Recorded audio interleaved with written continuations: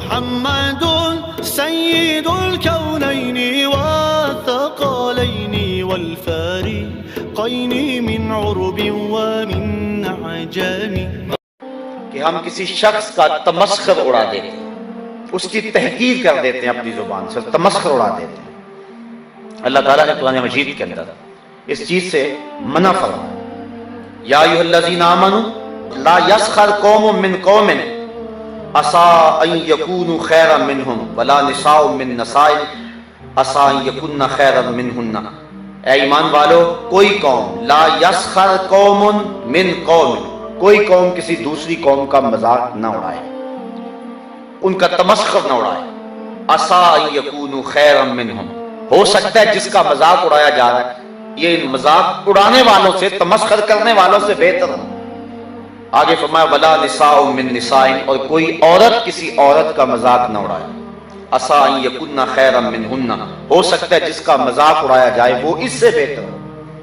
بعض اوقات ہم کسی کے لباس پر مذاق اس کا اڑا دیتے ہیں، یہ بھی زبان کی لغزش ہے. بعض اوقات ایسا ہوتا ہے کہ سخت بارش کے موسم میں کیچڑ ہوا ہوتا ہے اور ایک آدمی پھسل جاتا ہے اور گر جاتا ہے، اور جتنے آدمی اس کو دیکھ رہے ہوتے ہیں وہ آگے بڑھ کے اس کو تھامنے کی بجائے سارے ہنسنا شروع کر دیتے ہیں، اس کا مذاق اڑا دیتے ہیں. اور بعض اوقات کوئی شخص سائیکل پہ، موٹر سائیکل پہ جا رہا ہے، اچانک اس کا ٹائر پھٹ گیا اور دھماکہ ہوا تو سارے لوگ ہنسنا شروع کر دیتے ہیں. یہ عام سی بات ہے جو میں آپ کے سامنے رکھ رہا ہوں. تو اللہ تعالیٰ جل شانہ ارشاد فرماتا ہے اے ایمان والو، ایک قوم دوسری قوم کا مذاق نہ اڑائے. ہو سکتا ہے کہ جس کا مذاق اڑایا جا رہا ہے وہ ان سے زیادہ اچھے ہو اللہ کی نظر میں، تو یہ تو نہیں جانتے، اس لیے مت کسی کا مذاق اڑائیں. بعض اوقات انسان تو اس حوالے سے بڑا کمزور ہے، ایک آدمی چلا آ رہا ہو، سارے آدمی اس کی طرف غور سے دیکھنے لگ جائیں تو اس کی چال میں فرق آ جائے. اور انسان اپنی عزت کے معاملے میں سخت طریق ہے، اور جب اس کا مذاق اڑایا جائے تو دلوں کے اندر نفرت پیدا ہو. اس لیے اس شریعت کے ادب کو اللہ تعالیٰ نے بیان فرما دیا کہ اے ایمان والو، ایک دوسرے کا مذاق نہ اڑاؤ. اللہ اکبر. کل قیامت کے دن جب نامہ اعمال کھلیں گے تو جو ہم نے کیا ہے سب کچھ سامنے ہوگا. اللہ تعالیٰ نے قرآن مجید کے اندر اس کو بیان فرمایا کہ اس وقت جب نامہ اعمال کھولیں گے تو بندے دیکھیں گے اور کیا کہیں گے؟ یا ویلتنا ما لہذا الکتاب لا یغادر صغیرۃ ولا کبیرۃ الا احصاها. ہاں، اس کتاب کو کیا ہو گیا، اس رجسٹر کو کیا ہو گیا؟ اس کے اندر کوئی چھوٹی شے بھی نہیں چھوڑی گئی، کوئی بڑی شے بھی نہیں چھوڑی گئی، سب کچھ لکھ دیا گیا. یہ تو معمولی سمجھ کے میں نے گناہ کیا تھا، یہ بھی لکھا ہوا ہے.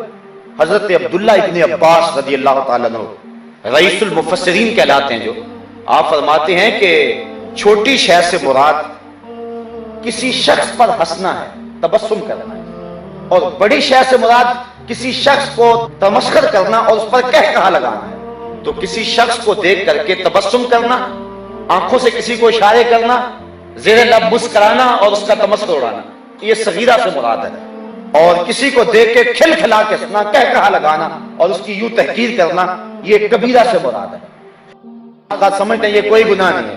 کسی شخص کو دیکھا، ان حالتوں کو جن کا میں نے اشارہ دیا، اس کے علاوہ بھی اور بھی بہت ساری ہماری حالتیں ہیں، تو اس کو دیکھا، بالخصوص عورتوں کے اندر شادی بیاہ کے موقع کے اوپر کسی عورت کے کپڑے اچھے نہ ہوں، حالانکہ کیا پتا کہ وہ بیچاری غربت کے ایام کے اندر پیسے اکٹھے کر کے تو کس طرح اس نے یہ جو ہے وہ لباس بھی تیار کیا ہے، یا کسی کے لباس پہ سلوٹ پڑی ہوئی ہو، استری صحیح نہ ہوئی ہو، یا اس کا رنگ مناسب نہ ہو، یا اس عورت کی شخصیت سے اس رنگ کا ملاپ نہ ہو رہا ہو، یا وہ ڈیزائن پرانا ہو گیا ہو. یہ عام سی باتیں ہیں. تو عورتیں اس کا مذاق اڑانا شروع کر دیتی ہیں. تو یہ بظاہر چھوٹی بات سمجھی، یا کم از کم مذاق نہ اڑائیں، اس کی سرے عام تذلیل اور تحقیر نہ کریں، اس پہ کہے نہ اڑائیں. تو یہ اس کو دیکھ کر کے جو ہے وہ اپنے چہرے کے تیور عجیب ضرور کریں گے، یا کم از کم جو ہے وہ کسی اپنے خاص ملنے والی کو جو ہے وہ دیکھ کر کے اس کی طرف اشارہ دے کے تھوڑا سا جو ہے وہ تبسم ضرور کریں گی کہ یہ دیکھو یہ پینٹ سے اٹھ کے آ گئی ہے، یہ تکیہ نوس، اس کو پتہ ہی نہیں پہننے کا. اس طرح کی جو ہے وہ بات یا کم از کم تمسخر ضرور ہوگا. حضرت عبداللہ ابن عباس رضی اللہ تعالیٰ عنہ فرماتے ہیں جب نامہ اعمال کھلیں گے تو بندہ کہے گا کوئی چھوٹی چیز بھی نہیں چھوڑی اس کتاب میں، کوئی بڑی بھی نہیں چھوڑی گئی. تو کہا چھوٹی سے مراد وہ چیزیں ہیں کہ کسی مومن کو دیکھ کر جو تبسم کیا، تھوڑا سا ہنسا تحقیراً، وہ چھوٹی چیز کی صورت میں لکھی ہوگی. اور کسی مومن کو دیکھ کر جو کہا لگایا وہ بڑی برائی کی صورت کے اندر لکھی ہوگی اور بندہ پچھتائے گا یہ تو میں سمجھتا ہی کچھ نہیں تھا لیکن یہ بھی لکھا گیا۔ تو زبان کے ساتھ جو ہے وہ اس انداز کے ساتھ کہ کسی مومن کی تحقیر کریں یا اس کا تمسخر اڑائیں تو یہ بھی سخت منع فرمایا گیا۔ بلکہ ایک روایت میں نے پڑھی، امام غزالی فرماتے ہیں من عیر اخاہ بذنب قد تاب فیہ لم یمت حتی یعمل لہ، جس نے کسی مومن کو کسی عیب پر آگ دلائی جبکہ وہ اس عیب پر توبہ کر چکا تھا تو حضور فرماتے ہیں مرنے سے قبل اس گناہ میں وہ شخص خود ضرور مبتلا ہوگا۔ بعض کا بچپنے میں، لڑکپنے میں، زندگی میں بہت گناہ ہوتے ہیں، بڑے عجیب و غریب کام بھی بندوں سے حاضر ہو جاتے ہیں۔ جب وہ شخص توبہ کر لے تو اللہ فرشتوں کے لکھے ہوئے دفتر سے بھی مٹا دیتا ہے، لیکن لوگ اتنے سخت ہیں کہ لوگ ساری زندگی جان نہیں چھوڑتے۔ وہ کیا کسی نے کہا تھا، لوگ تو فنکار ہیں اس درجہ کہ پل بھر میں سنگے درے کعبہ سے بھی اصنام تراشے، تم کون ہو اور کیا ہے داغ کبابی، لوگوں نے تو مریم پہ بھی الزام تراشے۔ لوگ کبھی نہیں چھوڑتے، کسی کے باپ دادے میں بھی کوئی مسئلہ ہو تو اس کو بھی لے کر کے بیٹھ جاتے ہیں۔ بچپنے میں کوئی کوتاہی ہو گئی ہو، چاہے اس کا تعلق گناہ سے نہ بھی ہو، بچپنے کا بھول پن ہو تو بندے اس کو بھی نہیں چھوڑتے۔ اس لیے کہتے ہیں جو لنگوٹیا ہوتا ہے اس سے بڑا ڈرتے ہیں لوگ کہ جو ہے وہ ماضی کو جانتا ہوتا ہے تو وہ رسوا کر دیتا ہے، ذلیل کر دیتا ہے۔ تو حضور علیہ السلام کا یہ فرمان سن لیجئے، جس شخص نے کسی شخص کو کسی گناہ پر آگ دلائی جبکہ وہ اس گناہ کو چھوڑ چکا تھا، توبہ کر چکا تھا، تو مرنے سے قبل وہ شخص اس گناہ میں ضرور مبتلا ہوگا۔ اللہ اکبر۔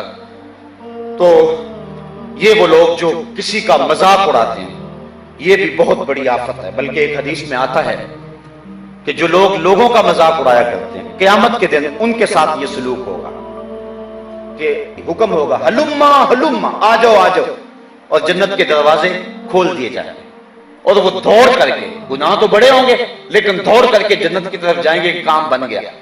جب قریب جائیں گے تو دروازے بند کر دیے جائیں گے، پھر ان کی خوب جو ہے وہ وہاں رسوائی ہوگی۔ تو وہ لوگوں کو مذاق کیا کرتے تھے اور لوگوں کا تمسخر اڑایا کرتے تھے، آج ان کا تمسخر اڑایا جائے گا اور اس انداز کے اندر جو ہے انہیں قیامت کے دن رسوا کیا